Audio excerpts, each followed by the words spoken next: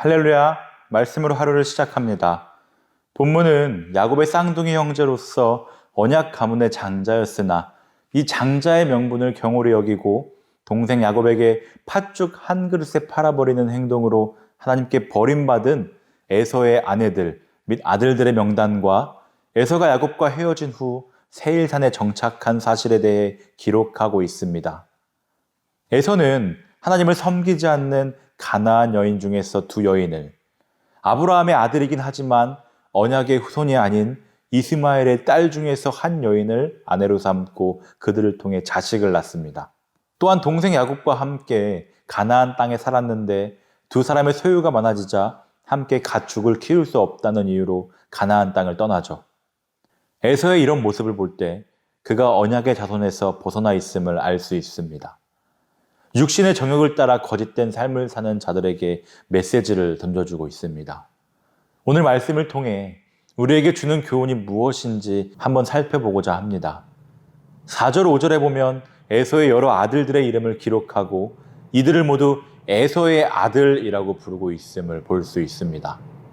이는 앞서 35장 26절에서 르우벤을 비롯한 이스라엘의 자녀들을 야곱의 아들이라고 불렀던 것과 재미있는 대조를 이루고 있는데요. 여기서 한번 생각해 볼 수 있죠. 만일 나라면 야곱과 에서 중에 과연 누구의 아들로 불리고 싶은가? 당연히 야곱의 아들이겠죠. 죽 한 그릇에 장자의 명분을 팔고 불신 결혼을 해서 부모의 속을 썩이고 마침내 이방 여자에게 빠져 하나님을 믿는 믿음마저 버린 에서보다는 온갖 고난 속에서도 믿음을 지키고 마침내 하나님의 선민의 조상이 된 야곱의 아들이 되고 싶은 것은 누구나 당연한 것입니다.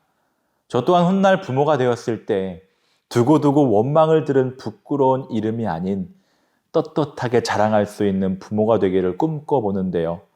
그렇다면 오늘 우리의 삶이 하나님 앞에서 흔히 위인이라 칭하는 인물들, 나라를 위해 자신을 바쳤던 것처럼 불의를 물리치고 올바르게 살아가며 의롭고 어려운 이웃들을 위해 자신을 희생하는 그런 삶이 되어야 합니다.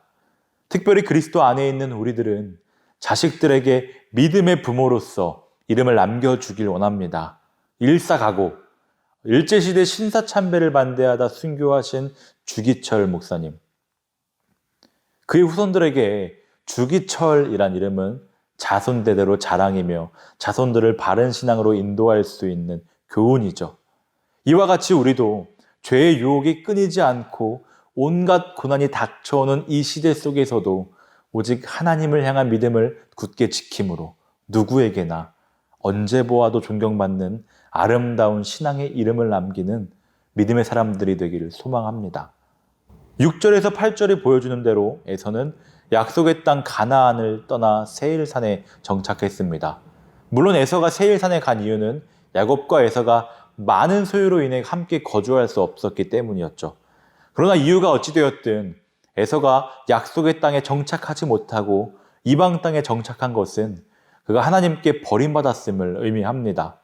사실 에서는 하나님의 언약 가문의 장자로서 혈통적으로만 본다면 마땅히 하나님의 언약을 계승할 자였습니다.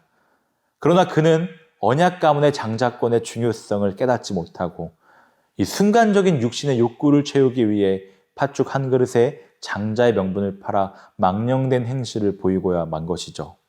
또한 에서는 이후에도 하나님의 언약 가문의 일원으로서 마땅히 이방인과 구별된 삶을 살아야 했음에도 불구하고 이방 여인들과 결혼하는가 하면 그야말로 이방인과 다름없는 삶을 계속 살아왔습니다. 바로 이러한 이유에서 에서는 언약 가문의 장자였음에도 불구하고 하나님의 언약 계승자의 권리를 박탈당하고 마침내 하나님께 버림받아 약속의 땅 가나안에서 떠나야 하는 비운의 주인공이 된 것입니다. 세일산은 넓고 기름진 목초지가 있어서 많은 가축을 거느린 에서에게는 더할 나위 없이 좋은 곳이었습니다.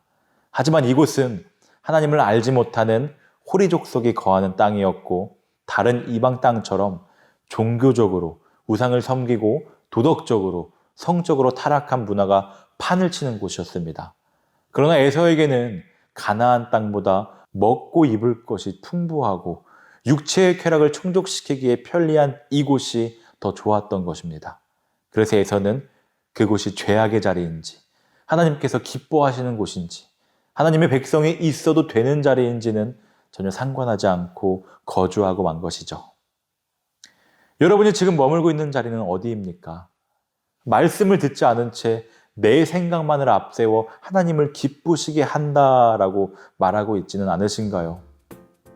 육신의 만족함을 쫓아 철저히 세상을 향해 달려간 에서의 모습을 반면교사 삼아 죄악의 자리에 거는 것이 아닌 오직 하나님을 바라보는 삶으로 믿음을 저버리지 않고 더더욱 말씀을 의지함으로 복받는 자리에 이르는 저와 여러분들이 되기를 축복합니다.